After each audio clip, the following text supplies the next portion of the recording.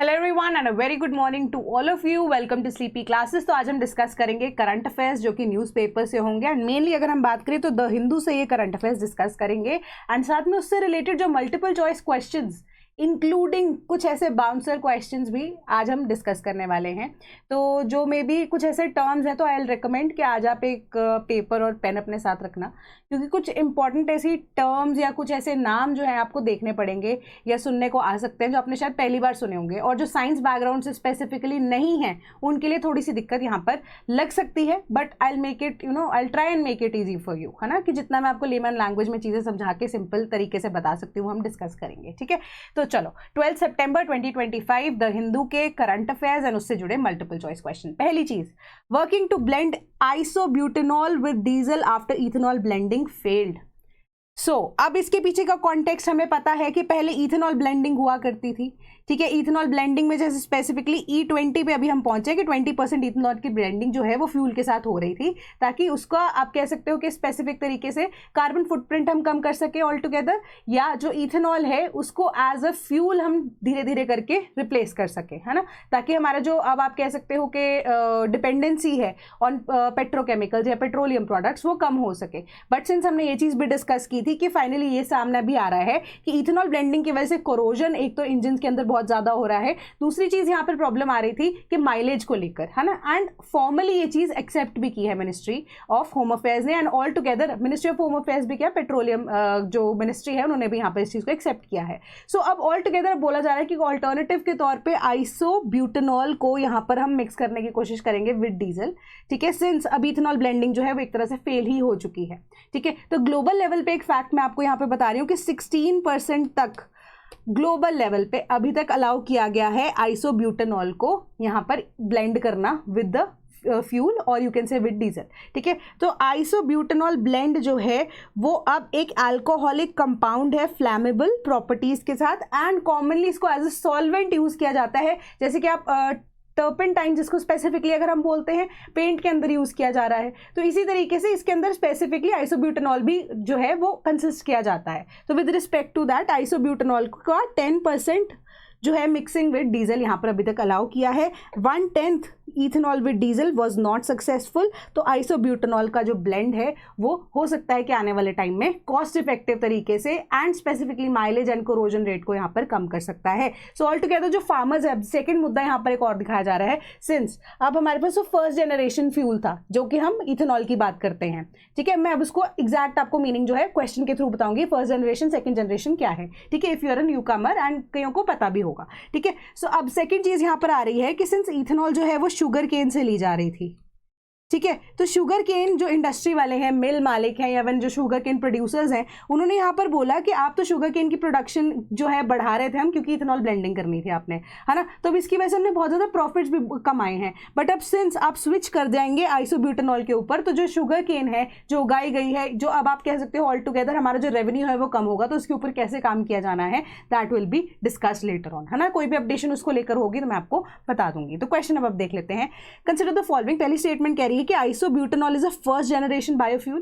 Second, isobutanol has higher energy density and lower tendency to absorb water as compared to ethanol. Which of the statements above is or are correct?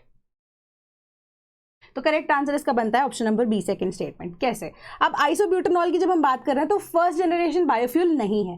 First generation biofuels वो biofuels हैं जो कि अब edible product से, जैसे कि अब हम इथेनॉल के केस में यहाँ पे शुगर केन की या आप कह सकते हो कॉर्न की / मेज की बात करते हैं, वहां से हम एक्सट्रैक्ट किया करते थे, जो कि फूड प्रोडक्ट से एक्सट्रैक्ट किया जा रहा है। आइसोब्यूटेनॉल जो है स्पेसिफिकली एक तरह से आप कह सकते हो कि हम पेंट इंडस्ट्री में उसको यूज कर रहे हैं। ठीक है, तो पेंट इंडस्ट्री में उसको यूज करते करते अब आप कह सकते हो कि तरह का पॉलीमर है ये। ठीक है, सेकंड जनरेशन बायोफ्यूल जो है एक लिक्विड सॉलिड या gaseous fuel produce from non food sources, यानी कि एग्रीकल्चरल कोई वेस्ट हो गया, वुडी बायोमास हो गया, ये नॉन एडिबल क्रॉप्स हो गई। तो फर्स्ट जनरेशन बायोफ्यूल जो है वो एडिबल प्रोडक्ट्स यहाँ पर बनाई जाती थी। तो अब एक तरह से आप कह सकते हो कि जो सेकंड जनरेशन बायोफ्यूल है वो फूड वर्सेस फ्यूल वाला जो कॉन्सेप्ट है या जो कॉन्फ्लिक्ट है उसके बीच में पड़ता ही नहीं है। तो आइसोब्यूटेनॉल के बारे में आपको यहाँ पर स्पेसिफिकली इंफॉर्मेशन दी गई है जिसको आप पढ़ सकते हो। I hope the question is clear. ठीक है, तो आइसोब्यूटेनॉल बेसिकली क्या है? कलरलेस फ्लेमेबल लिक्विड है जो कि अब ओडर जो है उसका है थोड़ा बहुत, एंड स्पेसिफिकली आप पेंट्स के अंदर, कोटिंग्स के अंदर, फ्लेवर्स के अंदर, सिंथेटिक रबर्स के अंदर इसको देखोगे, पाया जाता है ये उसके अंदर। तो एक तरह से ये एक ऐसा इथेनॉल है, इसका एक एडवांटेज है ओवर द इथेनॉल। जो सेकंड स्टेटमेंट आपको क्या कह रही है कि आइसोब्यूटेनॉल के पास हाई एनर्जी डेंसिटी है, that is true. High energy density क्यों है? क्योंकि अब ये हाइड्रोफोबिक है।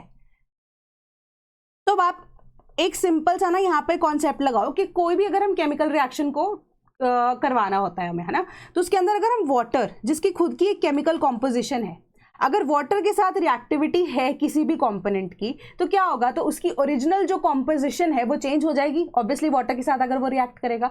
इथेनॉल वाटर के साथ रिएक्ट करता था, बट कंपैरेटिवली इथेनॉल से आइसोब्यूटेनॉल जो है वो हाइड्रोफोबिक है, यानी कि पानी के साथ इतना ज्यादा जल्दी रिएक्ट यहाँ पर नहीं करता। इससे क्या होता है कि जो उसकी स्टोर्ड एनर्जी है या जो ओरिजिनल केमिकल कॉम्पोजिशन है वो सस्टेन कर देती है वो, एंड इसी वजह से हायर एनर्जी डेंसिटी है, यानी कि कम फ्यूल में भी आप कह सकते हो ज्यादा एनर्जी वो प्रोवाइड करेगी, ठीक है, and lower tendency to absorb water है as compare to ethanol. Second statement आपकी ये कह रही है, ये एक आप कह सकते हो केमिकल प्रॉपर्टीज के ऊपर बात या स्टेटमेंट आपसे पूछी गई थी, ठीक है। Then can vultures help prevent pandemics? So अब यहाँ पर ना आपको 2-3 चीजें ही देखनी है, एक्स्ट्रा कुछ यहाँ पर नहीं पढ़ना आपको। बहुत सारी चीजें हैं, आप इसको लाइट रीडिंग जरूर दे सकते हो, बट 2-3 चीजें आपके लिए यूपीएससी या स्टेट पीएससी के लिए यहाँ पर एप्लीकेबल रहेगी, वो हम डिस्कस कर लेते हैं। पहली चीज आपको ये पता होना चाहिए कि वल्चर्स जो है वो कीस्टोन स्पीशीज है। अब कीस्टोन स्पीशीज क्या होती है? वो स्पीशीज जिसके बगैर इकोसिस्टम यहाँ पर सस्टेन किसी तरीके से नहीं कर सकता। क्यों? क्योंकि जितने भी डेड कार्केसेस होते हैं, कोई भी जानवर मर जाता है, इंसान भी इवन मर जाता है, सिंस एक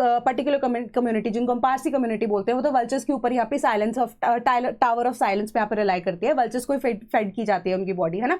दो ये प्रथा कम हो गई या बंद हो गई है ऑलमोस्ट, बट चलो ऐसी सिचुएशन यहाँ पर अराइज होती है, तो एक तरह से कीस्टोन स्पीशीज की तरह वल्चर एक्ट करते हैं। तो अब वल्चर्स की जो पॉपुलेशन है लास्ट वी डिस्कस वो कम हो गई थी क्योंकि यूज ऑफ डाइक्लोफेनाक, एसिलोफेनाक, हमने सारी चीज डिस्कस की थी, एंड साथ में हमने शायद नीमोस्लाइड की बारे में बात की थी। ये 3 ड्रग्स की हमने बात की थी। तो यहाँ पे ये आर्टिकल आपको स्पेसिफिकली ये चीज बता रहा है कि ओवर द टाइम जो पॉपुलेशन है 1990s के बाद वल्चर्स की वो डिक्लाइन हुई due to the use of diclofenac, ठीक है। कीस्टोन स्पीशीज है तो हमें इनको यहाँ पर बचाना बहुत ज्यादा जरूरी है। सो अब जो इसके अलावा कीस्टोन स्पीशीज के अलावा भी अगर हम देखें तो वल्चर्स हमें 3 तरह की बीमारियों से स्पेसिफिकली बचाते हैं, ठीक है। वो 3 बीमारियां हमारे पास कौन सी है? पैथोजेंस इसमें स्पेसिफिकली है, वो है anthrax, Clostridium botulinum and rabies. तो इसके बारे में डिटेल में डिस्कस करेंगे क्वेश्चन के बेसिस पे, बट अभी न्यूज पे देखो। तो ये 3 तरह के आप कह सकते हो पैथोजेंस से हमें जो वल्चर है वो बचाते हैं, क्योंकि कैरकेसिस के अंदर ज्यादातर होते हैं, ठीक है। एंड इससे क्या होगा कि कोई पैथोजन जो है वो फीड नहीं कर पाएगा, क्योंकि अब वो क्या किया जाता है कि वो उठाकर खा लिया जाता है, वल्चर के द्वारा कंज्यूम कर लिया जाता है। अब क्या होता है हमारे पास सेंट्रल एशियन फ्लाईवे आप बोल सकते हो। जैसे कि अब हमारे पास कोई भी एक रूट है, सपोज कीजिए कि आपने दिल्ली से जाना है मुंबई, आपके पास एक रूट होता है, हाईवे होगा आपके पास। इसी तरीके से जो अब हमारे पास माइग्रेटरी बर्ड्स होते हैं, ऑल टुगेदर बर्ड्स होती हैं, उनका भी स्पेसिफिक हाईवेज होता है, ठीक है। तो सेंट्रल एशियन फ्लाईवे या फ्लाई हाईवे बोल सकते हो आप उसको। तो वो हाईवे जो है बर्ड्स जो कि अक्रॉस 30 कंट्रीज यहाँ पर स्प्रेड किया गया है या स्प्रेड हुआ है, वहां से अब बर्ड्स जो है माइग्रेट करती हैं। बेसिकली एशिया के अंदर वो ब्रीड करती हैं, धीरे धीरे माइग्रेशन करते करते ठंडे इलाकों की तरफ चल जाती हैं। इंडिया जो है उसी फ्लाईवे हाईवे का एक पार्ट है, ठीक है। तो अब सपोज कीजिए कि बर्ड्स को तो यहाँ पर कंट्रीज के बारे में नहीं पता ना कि उनकी इंटरनेशनल बाउंड्रीज क्या है। हो सकता है कि वो इंडिया से उठाकर कोई भी कार्केस किसी थर्ड कंट्री में गिरा दे, ठीक है। अब उससे क्या होगा? तो ये क्रॉस बॉर्डर एक तरह से डिजीज स्प्रेड होने के चांसेस यहाँ पर बहुत ज्यादा हैं, ठीक है। सिंस अब वल्चर्स जो हैं उनकी एक तो पहली बात हमें प्रिवेंशन तो करनी है, उनकी डेथ की प्रिवेंशन यहाँ पर करनी है ना, खुद की सेफ्टी के लिए। दूसरी चीज कि यहाँ पर क्रॉस बॉर्डर हेल्प की भी रिक्वायरमेंट है, कंट्रीज की कोऑर्डिनेशन की भी रिक्वायरमेंट है, वो चीज भी यहाँ पर एग्जिस्ट करती है ना। तो उन्होंने ये बोला कि हमें जो ये प्रोटेक्शन है इसको करने के लिए 5 तरीके अपनाने चाहिए। 5 में से कोई भी तरीका या 5 में से मैक्सिमम जितने एप्लीकेबल हो सकते हैं। 5 पिलर्स के ऊपर हमें कंजर्वेशन पे काम करना है। सिंस जो वल्चर कंजर्वेशन प्रोग्राम है वो 2016 में शुरू हुआ था, 2025 तक अभी एप्लीकेबल है। तो आगे हमें क्या काम करना चाहिए, सिंस वल्चर्स की पॉपुलेशन जो है वो टेक्निकली यहाँ पर डिक्लाइन ही हो रही है, कुछ इतना इसका फायदा नहीं हुआ। तो 5 पिलर्स क्या क्या है? पहले चीज कि nationwide satellite telemetry to map habitats, carcasses, dumps and spill over hotspots, कि कौन से ऐसे स्पेसिफिक हॉटस्पॉट्स हैं जहां पर कार्केसेस को वो ड्रॉप कर रहे हैं नेशन वाइड तरीके से। पहले नेशनल लेवल पे आप काम शुरू करोगे, घर से काम सफाई जो है वो करना शुरू करोगे, उन एरियाज को यहाँ पर मार्क किया जाए। दूसरी चीज उन्होंने बोली एक डिसीजन सपोर्ट सिस्टम को एस्टैब्लिश करना चाहिए जो वाइल्ड लाइफ, लाइफ स्टॉक और ह्यूमन हेल्थ डेटा को रिस्क एनालिसिस के बेसिस पे अब एक चीज, आपने एक एरिया को आइडेंटिफाई कर दिया एंड उसी एरिया के बेसिस पे सेकंड आपका स्टेप यही रहेगा ना कि वो ह्यूमन के कांटेक्ट में या लाइव स्टॉक के कांटेक्ट में वो पर्टिकुलर हॉटस्पॉट कितना ज्यादा है, तो आप वो डेटा कलेक्ट करना शुरू करो एंड हेल्थ एनालिसिस के बेसिस पे रिस्क कितना है उस चीज को एनालाइज करोगे। तीसरी चीज आती है कि stronger cross sector coordination, one health framework linking environment, veterinary and public health agencies. ठीक है, कि तीनों एजेंसीज को यहाँ पर ऑल टुगेदर साथ में मिलकर with in a country only देखना पड़ेगा कि कितना ज्यादा यहाँ पे एक वन हेल्थ के अंडर हमें डेटा जो हमने कलेक्ट किया उसके अकॉर्डिंगली वो हॉटस्पॉट्स या इवन की जो वल्चर पॉपुलेशन है कि उनका माइग्रेशन का क्या टाइम पीरियड है, उनके हैबिटेट्स या उनकी हेल्थ, आप कह सकते हो कि उनके क्या क्या पैटर्न्स हैं यहाँ पर जो इस्टेब्लिश किए गए हैं, उसके अकॉर्डिंगली कैसे हम हेल्थ को यहाँ पर मेंटेन कर सकते हैं। तो all together veterinary as well as जो ह्यूमंस हैं उन दोनों की हेल्थ यहाँ पर एक साथ जो है कोऑर्डिनेशन में सेक्टर्स को काम करना चाहिए। चौथी चीज यहाँ पर बोली कि ट्रांस बाउंड्री कोलैबोरेशन होनी चाहिए। ऑब्वियसली सीएएफ है हमारे पास, सेंट्रल एशियन फ्लाई हाईवे है या फ्लाईवे जिसको हम स्पेसिफिकली बोलते हैं, तो जो 30 कंट्रीज के थ्रू वो पास हो रहा है कि उसके थ्रू भी हमें एक क्रॉस बॉर्डर कोलैबोरेशन की रिक्वायरमेंट है। पांचवी चीज उन्होंने बोली कि कम्युनिटी स्टूवर्डशिप, कि लोगों को खुद से यहाँ पर अवेयर करवाना जरूरी है, उसके अकॉर्डिंगली ही तभी हम एक्शन जो है वो ग्रास रूट लेवल पे काम करवा सकते हैं। ठीक है, तो मेजरली यहाँ पर हमने क्या क्या चीजें डिस्कस की कि 3 तरह के पैथोजन से हमें वो बचाते हैं, वल्चर्स कीस्टोन स्पीशीज है, उसके बाद 5 पिलर्स को हमने यहाँ पर डिस्कस किया जिसमें से 3 मेजरली यहाँ पर डिस्कस किए गए हैं with respect to national level, and चौथा एंड पांचवा स्पेसिफिकली यहाँ पर ट्रांस बाउंड्री की बात करता है। ठीक है, तो उसके बारे में हमने यहाँ पर डिस्कशन की। तो कीस्टोन स्पीशीज होने के नाते इनका आप सेंट्रल एशियन फ्लाईवे के बारे में भी जो एक टर्म है पढ़ सकते हो, इन्वायरमेंट में स्पेसिफिकली पेड मॉड्यूल में तो हम मनमीत मैम पढ़ाते ही पढ़ाते हैं, इतना चीज मैं श्योर हूँ। ठीक है, तो वो चीज यहाँ पर पढ़ाई जाती है, या इन केस अगर आपको नहीं भी पता तो गूगल करके यहाँ पर पढ़ सकते हो, उसके बारे में थोड़ा सा आइडिया आपको यहाँ पर होना चाहिए। तो ये मेजर चीज आपको बताई गई है एंड ऑल टुगेदर यहाँ पर बोला गया है कि हेल्थ स्क्रूटनी या एक रोड मैप बनाया जाना चाहिए कि साउथ ईस्ट एशिया वाले रीजन में स्पेसिफिकली वल्चर्स की करंट पॉपुलेशन क्या है, क्या हेल्थ के ऊपर ह्यूमंस के इंपैक्ट पड़ सकता है, क्या वेटरनरी को लेकर यहाँ पे इंपैक्ट पड़ सकता है, सबको एनालाइज करते हुए एक स्पेसिफिक हमारे पास पॉलिसी होनी चाहिए। ठीक है, इसके ऊपर आपको और एक्स्ट्रा पढ़ने की जरूरत नहीं है, ऑल्दो एक लाइट रीडिंग अगर आप देना चाहते हैं आप दे सकते हैं। देन क्वेश्चन देख लेते हैं। क्वेश्चन जो मैंने आपको बोला था वो डिजीजेज या पैथोजेंस के बेसिस पे ही होगा। ठीक है, तो मैंने तभी आपको यहाँ पर एक्सप्लेनेशन नहीं दी। पहला, consider the following pairs, clostridium botulinum virus है क्या वो, एंथ्रैक्स क्या न्यूरोटॉक्सिन रिलीज करता है, तीसरा है रेबीज क्या बैक्टीरिया या बैक्टीरियल आप कह सकते हो डिजीज है। ठीक है, how many pairs is are correctly matched. तो इसका करेक्ट आंसर क्या है हमारे पास, option number D, none of the above. ठीक है, तो क्लोस्ट्रीडियम बोटुलिनम, तो आपने एक स्पेसिफिक जो डिजीज है बोट्यूलिज्म एनसीईआरटी में उसके बारे में पढ़ा होगा। तो ये बोट्यूलिज्म जो है, ये क्लोस्ट्रीडियम बोटुलम जो है वो प्रोड्यूस करता है, वो एक पैथोजन है जो कि एक बैक्टीरियल पैथोजन है या एक बैक्टीरिया है जिससे बोट्यूलिज्म होती है। अब बोट्यूलिज्म जो है स्पेसिफिकली आपके ब्रेन से रिलेटेड या कह सकते हो कि न्यूरोटॉक्सिन्स की वजह से रिलीज होती है। ठीक है, न्यूरोटॉक्सिन्स रिलीज कौन करता है, ये क्लोस्ट्रीडियम बोटुलिनम। ठीक है, तो इसी वजह से हमारा जो पहला टर्म है दैट इज क्लोस्ट्रीडियम बोटुलिनम वो न्यूरोटॉक्सिन्स के साथ जाएगा। सेकंड है आपके पास एंथ्रैक्स। एंथ्रैक्स जो है अगेन एक बैक्टीरियल डिजीज ही है। ठीक है, स्पोर फॉर्मेशन होती है बैक्टीरिया में स्पेसिफिकली, जो कि अब बैक्टीरियम बैसिलस एंथ्रेसिस है। तो आपने एंथ्रैक्स बीमारी के बारे में सुना होगा, स्पोर फॉर्मेशन है। स्पोर फॉर्मेशन में जनरली क्या होगा, स्पोर्स जो है हवा में छोड़े जाएंगे, उससे क्या होगा कि आपको जो आपकी कह सकते हो रेस्पिरेटरी ऑर्गन्स हैं वो इम्पैक्ट होंगे। ठीक है, तो उसके अकॉर्डिंगली ये उसी तरीके से यहाँ पर ट्रैवल करता रहेगा। ठीक है, फोकस क्या है, control on diseases in animals including vaccination of life stock. तो उस तरीके से इसको कंट्रोल किया जाता है कि inhaled anthrax is more difficult to treat and that can be fatal all together. तीसरी चीज आपके पास आती है with respect to rabies. Rabies तो बहुत कॉमन है, अब वो बैक्टीरियल नहीं वायरल डिजीज है, माइंडेड। ये एक वायरल डिजीज है या वायरस है जो कि people from saliva of infected animals, जिसमें स्पेसिफिकली हम कैट्स की, डॉग्स की, रैट्स की या इवन मंकीज की बात करते हैं, उनके थ्रू यहाँ पर उनके सलाइवा के थ्रू कंटेमिनेशन अगर होती है ह्यूमन बॉडी के साथ, उसका टच होता है तो वो फैलाया जा सकता है या फैल सकता है एंड इट इज फेटल, है ना। कि कोई भी व्यक्ति, उसको इनिशियली फ्लू लाइक सिम्टम्स आएंगे बट धीरे धीरे करके वाटर को रेजिस्ट करेगा, फ्लूइड्स को रेजिस्ट करेगा, सलाइवेशन जो है वो ज्यादा होगी एंड ऑल टुगेदर 2 या 3 दिन के अंदर वो व्यक्ति जो है all together there are chances कि वो अब खत्म हो जाए। चांसेस क्या, 100% फेटेलिटी यहाँ पर होती है, but it can be preventable. ठीक है, तो अगर आप पहले से ही इसको लेकर थोड़ा सीरियस हो जाए एंड स्पेसिफिकली इसकी वैक्सीनेशन अगर लगवा लें तो उसे प्रिवेंट किया जा सकता है। ठीक है, तो ये चीज़ यहाँ पर है। तीसरी, clearing the fog, need for revise strategies against Aedes mosquitoes. तो एडीज मॉस्किटोज के कॉन्टेक्स्ट में अगर हम देखें, अभी बारिशों का सीजन खत्म हो गया है ना, पानी जो है बहुत जगह पे स्टैग्नेंट भी है, अब फ्लडिंग वाली सिचुएशन भी हमने देखी है। तो ये news in context of Delhi specially बोली गई थी, बट स्पेसिफिकली अगर हम देखें तो ऑल ओवर इंडिया ये बहुत ज़्यादा यहाँ पर इंपॉर्टेंट हो जाती है। क्यों? क्योंकि एडीज एजिप्टाई मॉस्किटो से अब हमारे पास कौन सी डिजीज हमें पता है, डेंगू, जीका एंड चिकनगुनिया यहाँ पर होता है। ठीक है, so with respect to that यहाँ पर अब हमें हैबिट, बचपन से हम ये चीज़ पढ़ते रहते हैं कि किस तरीके से जो एजीज एजिप्टाई में स्पेसिफिकली जो फीमेल एनोफिलीज होती हैं, है ना, उनके थ्रू ही ये बीमारियाँ फैलती हैं। ऑल्दो अब डेंगू को लेकर बहुत सारी हमारे पास वैक्सीन भी एग्जिस्ट करती हैं, प्रिवेंशन भी है, but Zika virus and specifically chikungunya को लेकर अभी तक कोई यहाँ पर जो है स्टांस गवर्नमेंट का क्लियर नहीं है, या नए तरीके से या कोई प्रिवेंशन का यहाँ पर मेथड नहीं है। तो ये बेसिक न्यूज़ आर्टिकल आपको यही बोल रहा है कि अब एक स्पेसिफिक वॉल्बेकिया मेथड या वॉल्बेकिया मॉस्किटोज की जब हम बात करते हैं, उनको भी यहाँ पर ना करके देख लिया, बनाकर देख लिया है, 2 सक्सेस रेट यहाँ पर है। ठीक है, बट सिंस ये वॉल्बेकिया मॉस्किटोज जो है ये लैब ग्रोन होते हैं या लैब में स्पेसिफिकली मैन्युफैक्चर्ड मॉस्किटोज होते हैं, ठीक है, तो विद रिस्पेक्ट टू दैट इनकी जो कॉस्ट है वो बहुत ज़्यादा हाई है।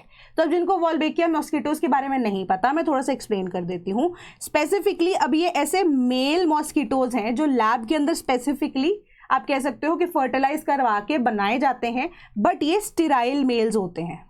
जीन एडिटिंग के थ्रू आप कह सकते हो स्टेराइल मेल्स होते हैं, ताकि अगर ये फीमेल के साथ जाकर मेटिंग भी करे तो किसी भी तरह की ऑफस्प्रिंग जो है वो प्रोड्यूस नहीं हो पाएगी। ठीक है, ये चीज़ आपको स्पेसिफिकली वॉल्बेकिया मेथड या वॉल्बेकिया मॉस्किटोज जो है बताता है। ठीक है, तो अब वॉल्बेकिया मेथड स्पेसिफिकली आप कह सकते हो बहुत ज़्यादा एक्सपेंसिव है एंड ऑल टुगेदर पूरे इंडिया के लिए भी एकदम से इंस्टेंटली नहीं हो पाएगा, सिंस फ्लडिंग सिचुएशन के बाद जब पानी रिसीड करेगा तो उसके बाद भी बहुत ज़्यादा सिचुएशन ऐसी आ सकती है जहाँ पे बीमारियाँ फैलेंगी। ठीक है, या स्टोर्ड वाटर्स या कंटेनर्स के अंदर जो पानी होता है उसके थ्रू जब फीमेल एनोफिलीज ब्रीड करेंगी, ठीक है, तो उसके अकॉर्डिंगली क्या होगा, नए तरीके के, हर एक कोई वॉल्बेकिया मॉस्किटो तो नहीं है, तो नए यहाँ पर जो है ऑफस्प्रिंग्स पैदा होंगे, उसके थ्रू डिजीजेस भी यहाँ पे कैरी की जाएंगी पैथोजेंस के थ्रू, है ना। तो इसके अकॉर्डिंगली यहाँ पर आपको बताया गया कि स्पेसिफिकली 3 इंपॉर्टेंट चीजें यहाँ पे आपको डिस्कस की गई हैं कि कौन से ऐसे मेथड्स हैं जिसके थ्रू आप इसे बचाव कर सकते हो। पहली चीज तो खुद से आपको क्या करना होगा कि प्रिवेंशन लेनी पड़ेगी। Prevention is better than cure, क्योंकि क्योर जो है वो बहुत ज्यादा लंबा प्रोसेस हो जाएगा। प्रिवेंशन के लिए बेसिक चीजें जो हम बोलते हैं कि खिड़कियां टाइम से बंद कर लो या नेटिंग सिस्टम जो यूज किया जाता है, बट एक इंपॉर्टेंट चीज यहाँ पर रिपेलेंट्स को लेकर एक्स्ट्रा आपको इन्फॉर्मेशन दी गई है, वो मैं आपको डिस्कस करूंगी। बाकी आप एक बार इसे पढ़ सकते हैं, बिल्कुल नॉर्मल सा सिंपल सा आप देखेंगे कि ये हमारे पास आर्टिकल है, बट जो इंपॉर्टेंट चीजें हैं वो मैं आपको बता देती हूँ। सबसे पहली चीज कि वॉलेटाइल कंपाउंड्स जो हैं रिलीज करते हैं ये रिपेलेंट्स, ठीक है, तो ये रिपेलेंट्स जो हैं ये मॉस्किटो की एबिलिटी को यानी कि सेंस ऑफ स्मेल को खत्म कर देते हैं कि वो एक ह्यूमन के ब्लड में या ह्यूमन स्किन को एनालाइज नहीं कर पाते। रिपेलेंट्स इस तरीके से काम करते हैं, ठीक है, एंड टेक्निकली ह्यूमंस जो एक तरह से इनविजिबल हो जाते हैं टू मस्कीटोज को, एक तरह से ह्यूमंस इनविजिबल हो जाते हैं। ठीक है, अब बहुत डिफरेंट तरह के हमारे पास रिपेलेंट्स हैं।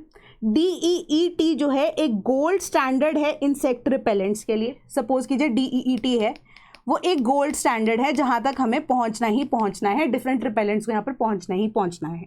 ठीक है, तो 20% कंसंट्रेशन जो DEET का है उसके अकॉर्डिंगली 6 घंटे की प्रोटेक्शन यहाँ पर प्रोवाइड की जा सकती है। ठीक है, तो अब डिफरेंट तरह के रिपेलेंट्स की यहाँ पे बात की गई है। पहली पैरामिथनेल डायोल दैट इज PMD, जो कि डिराइव किया जाता है लेमन और यूकलिप्टस के प्लांट से, जो कि एक इफेक्टिव रिपेलेंट की तरह काम कर सकता है। दूसरा है पिकारिडिन, जो एक ऐसा कंपाउंड है जो कि ब्लैक पेपर से या 2-अंडिकिनोन एक्सट्रैक्ट किया जाता है from wild tomato plant and एक तरह से एडिस मॉस्किटोज को रिपेल करने में हेल्पफुल रहता है। तीसरी चीज आपको यहां पर बताई गई IR3535, जो कि डिराइव किया गया है naturally occurring amino acid beta alanine से, जो कि अब एक तरह का और रिपेलेंट की तरह काम करता है। ठीक है, बस यही चीज़ आपको एक्स्ट्रा यहाँ पर बताई गई है। तो DET, पिकार्डिन या 2-अंडेसिनॉन की बात करते हैं या IR3535 की बात करते हैं, तो ये pregnant women, breast feeding women के अंदर, स्पेसिफिकली चिल्ड्रन के अंदर भी यूज़ करना ईजी है। ठीक है, अलाउड है, उस चीज़ को आप कर सकते हो। इन कॉन्ट्रास्ट एक सिट्रोनेला ऑयल आता है, उसको हम अनरिलायबल मान सकते हैं, क्योंकि जो सिट्रोनेला ऑयल है वो एक सिवियर स्किन के साथ रिएक्शन करता है, क्योंकि अगर हम पानी के साथ उसको डाइल्यूट करें तो वो काम नहीं करेगा। ठीक है, अगर हम उसको अनडाइल्यूटेड यूज़ करें, ठीक है, कॉन्सेंट्रेट की तरह यूज़ करें, तो वो सिवियर स्किन इरिटेशन यहाँ पर पहुँचा सकता है। तो सिट्रोनेला को अब आप कह सकते हो इंटरनेशनल लेवल्स पे स्टैंडर्ड्स के अकॉर्डिंगली नकार दिया गया है। ठीक है, तो ये इंपॉर्टेंट चीज आपको यहाँ पर बताई गई है, बाकी और एक्स्ट्रा कुछ पढ़ने की जरूरत नहीं है।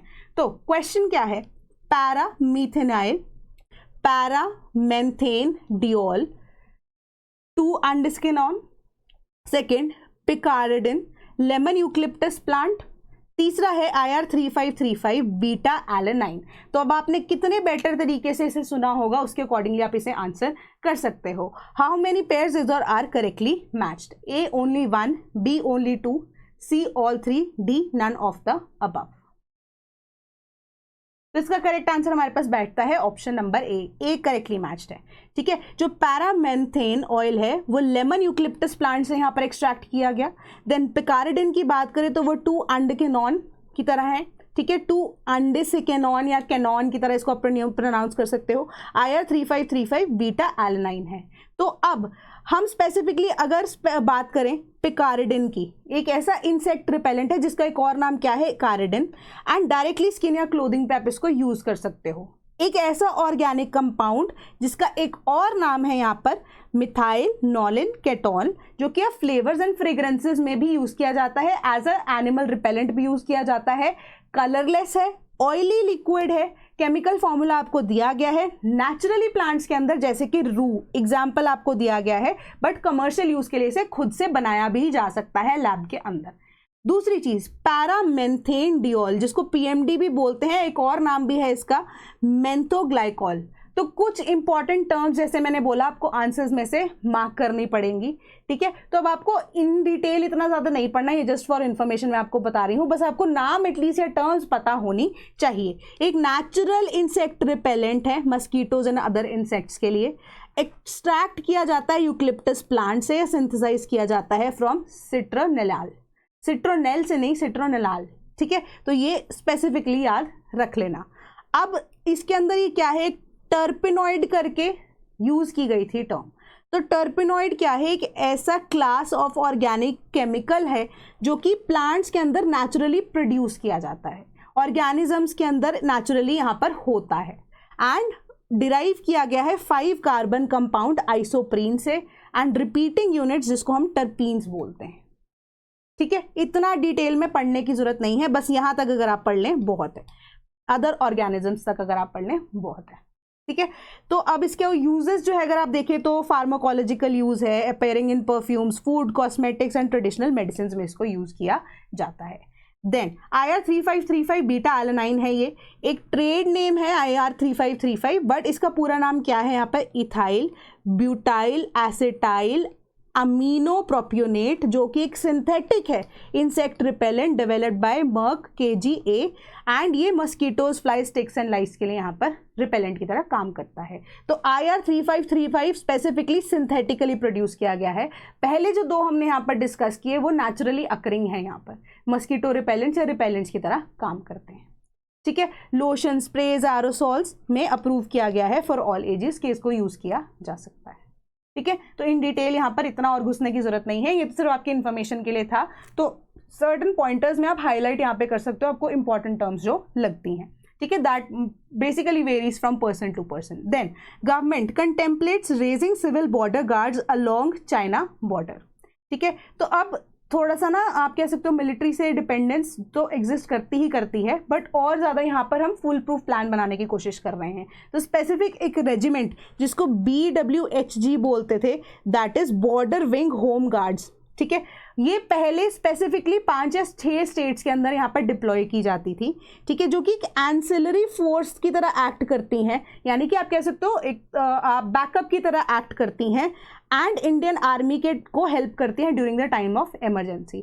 बट करंटली अगर हम देखें सिर्फ और सिर्फ राजस्थान के अंदर ये ऑपरेशनल है, ठीक है। तो पहले कौन सी states, Meghalaya, Tripura, Assam, west Bengal, Punjab, Rajasthan and Gujarat में ये ज़रूर थी, बट अभी सिर्फ राजस्थान के अंदर ही ज़्यादातर ये आप देखते हो कि डिप्लॉय की जाती हैं। बट सिंस ऑपरेशन सिंदूर अभी रिसेंटली होके हटा है, तो देयर इज़ अ नीड के पाकिस्तान वाला बॉर्डर या चाइना बॉर्डर्स को अब टेक्निकली आप कह सकते हो कि सिक्योर किया जा सके और बेटर तरीके से, तो वापस इनकी रीहायरिंग यहाँ पर करने की बात की जा रही है। एंड ये एक वॉलंटरी सर्विस है, ठीक है। सो आप 3 से 4 साल तक यहाँ पर सर्व कर सकते हो, जिसमें 25% ऑफ द कॉस्ट आपको ट्रेनिंग की सेंट्रल गवर्नमेंट बेयर करती है, बाकी आपको खुद से यहाँ पर बेयर करनी पड़ती है। एंड अगर आपकी पे स्केल की बात करें तो कांस्टेबल के इक्वल होती है। कांस्टेबल के इक्वल दैट मीन्स कि 800 से 900 रुपये पर डे आपको यहाँ पर दिए जाते हैं विद रिस्पेक्ट टू दैट। तो 3 से 4 साल में आप यहाँ पर फ्री हो जाते हैं अपने सर्विसेज से। सिंस 2020 अगर देखें, more than 50 army and ITBP personals have been deployed in eastern Ladakh, and raising of BWHGs will help in augmenting the presence and collection of intelligence. So ये क्या कह रही है कि rather than अगर हम आर्मी को डिप्लॉय कर रहे हैं या बॉर्डर फोर्सेस को यहाँ पर ज़्यादातर डिप्लॉय कर रहे हैं, इट इज़ बेटर कि इंटेलिजेंस को और बेटर तरीके से यहाँ पर गैदर करने के लिए हमें ये जो हमारे पास होम गार्ड्स हैं, विद रिस्पेक्ट टू स्पेसिफिकली अगर हम बात करें बॉर्डर विंग जो है होम गार्ड्स की, वो हमें और ज़्यादा हेल्प करेगी, ठीक है। तो हमें और हायरिंग यहाँ पर करनी चाहिए। तो ये चीज़ आपको यहाँ पर न्यूज़ में बताई गई है। क्वेश्चन देख लेते हैं। चाइना की बात हो रही है, सिंपल सा क्वेश्चन, क्योंकि बाकी क्वेश्चन जो अभी मे बी आपके लिए थोड़े डिफिकल्ट होंगे समझने वाले, तो सिंपल सा क्वेश्चन पूछते हैं। Which among the following states does not border China? Himachal Pradesh, Uttar Pradesh, Uttarakhand and Sikkim. Relatively simple question, आप इसे आंसर कर सकते हो करेक्ट आंसर, बट ऑब्वियस हमारे पास ऑप्शन नंबर बी आता है उत्तर प्रदेश। उत्तर प्रदेश की बॉर्डर की जब हम बात करें तो वो नेपाल बॉर्डर के साथ यहाँ पर लगता है। मैं आपको देख लेते हैं, this is your Uttar Pradesh, ठीक है। तो ये नेपाल बॉर्डर के साथ है। एंड चाइना की जब हम बात करें तो Ladakh, UT, then Himachal Pradesh, Uttarakhand and then Sikkim and Arunachal Pradesh जो है वो स्टेट्स बॉर्डर करती हैं the international border of India and China, ठीक है। Correct answer option number B. तो अब एक और थोड़ा सा डिफिकल्ट क्वेश्चन आपको इस न्यूज़ के थ्रू हम डिस्कस करेंगे। रिसर्चर्स ने केरला के अंदर रेड आईवी प्लांट के अंदर डेवलप करने की बात की है वूंड हीलिंग पैड, ठीक है। तो स्पेसिफिकली डेवलप करने की बात नहीं की है, एक नेचुरल कॉम्पोनेंट जो कि रेड आईवी प्लांट में स्पेसिफिकली सबसे पहली बार यहाँ पे पाया गया है, दैट इज एक्टियोसाइड, ठीक है। तो ये एक्टियोसाइड का क्या है, एक नेचुरल कंपाउंड है जो कि बहुत सारे प्लांट्स एंड फार्माकोलॉजिकल एक्टिविटीज़ के अंदर देखी गई हैं एंड ये वेल नोन भी हैं, ठीक है। बट रेड आईवी प्लांट्स के साथ पहली बार इसे यहाँ पर देखा गया, या आप कह सकते हो कि पहली बार ये चीज़ पाई गई कि रेड आईवी प्लांट्स के अंदर भी एग्जिस्ट करती हैं। तो ये एक्टिसाइड मॉलिक्यूल जो है वो रेड आईवी प्लांट से यहाँ पर डिराइव किया गया स्पेसिफिकली, एंड हाई एफिशिएंसी के साथ लोअर कॉन्सेंट्रेशंस के अंदर भी 0.2% ये पाया गया रेड आईवी प्लांट्स के अंदर। बट सिंस मेडिसिनल प्रॉपर्टीज या हीलिंग प्रॉपर्टीज तो है, तो अब रेड आईवी को यूज किया जाएगा for all the healing properties जो कि हमारे पास एंशिएंट टाइम से यहाँ पर एग्जिस्ट कर रही है, कि बताया गया है हमें। एंड स्पेसिफिकली इसको इंजीनियर किया गया है एक वूंड पैड को। अब हमारे पास हीलिंग प्रॉपर्टीज के लिए मेडिसिन तो आ गई जो कि एक्टिवसाइड की तरह, जो एक्टिवसाइड है वो काम करेगी हीलिंग प्रॉपर्टी की तरह, ठीक है। मेडिसिन आ गई, बट मेडिसिन के ऊपर आप स्पेसिफिकली अगर आपको कोई घाव है, चोट लगी होती है, तो आप ड्रेसिंग करते हैं। ड्रेसिंग के लिए एक पट्टी की रिक्वायरमेंट होती है, वही पट्टी जो है एक स्पेसिफिक तरीके से बनाई गई है, वो क्या है, जिन स्पेसिफिकली इसको इंजीनियर किया गया है एंड इसका क्या नाम है, इलेक्ट्रोस्पन नैनो फाइबर लेयर, ठीक है। इलेक्ट्रोस्पन नैनो फाइबर लेयर, तो इसको स्टार मार्क कर लो, इसको मैं बताऊंगी आपको क्या है। एंड ये बायोडिग्रेडेबल होगी, नॉन टॉक्सिक पॉलीमर से बनाई गई है एंड इनक्रेडिबली थिन है। तो अब ये एंटीबायोटिक नियोमाइसिन सल्फेट के साथ ब्लेंड करके बनाई गई है FDA अप्रूव पॉलीमर्स के साथ।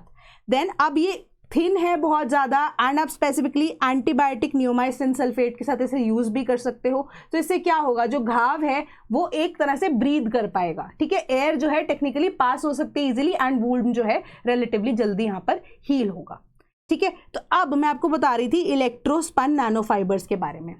इलेक्ट्रो वर्ड आ गया, मतलब इलेक्ट्रिसिटी इन्वॉल्व है।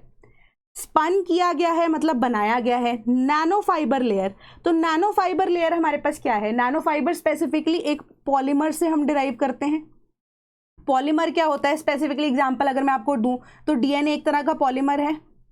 पॉलीमर का क्या मतलब है, पॉलीमर जो मोनोमर से यहाँ से डिराइव किया गया है। मोनोमर मतलब एक सिंगल स्ट्रैंड, पॉलीमर मतलब एक से ज़्यादा जब स्ट्रैंड्स को इंक्लूड किया जाता है, ठीक है। तो यही एफडीए अप्रूव्ड पॉलीमर जो है हमारे पास कौन सा है, आप कह सकते हो नैनो फाइबर। तो नैनो फाइबर क्या है, बिल्कुल पतले पतले रेशे, नैनो यानी कि बिल्कुल छोटे आप कह सकते हो रेशे, जिसके थ्रू अब क्या है ऐसे पैड्स को अरेंज किया गया है, जैसे पट्टी बनाई जाती है उसी तरीके से इसे बनाया गया है एंड इलेक्ट्रिसिटी से इसे डिराइव किया जाता है। वो क्वेश्चन के थ्रू मैं आपको एक्सप्लेन करती हूँ। क्वेश्चन आपको क्या कह रहा है, पहली स्टेटमेंट कह रही है कि acteoside is a type of phenyl ethanoid glycoside, पहली चीज। दूसरी चीज, electrospinning is a process that uses a strong electrostatic field to draw ultra thin fibres, which of the statements above is और आर करेक्ट।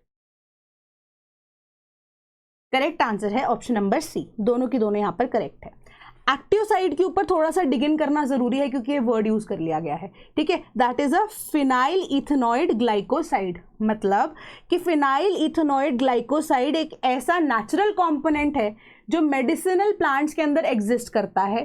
थोड़ी सी naturally occurring इसके अंदर alcohol का content आप देखेंगे।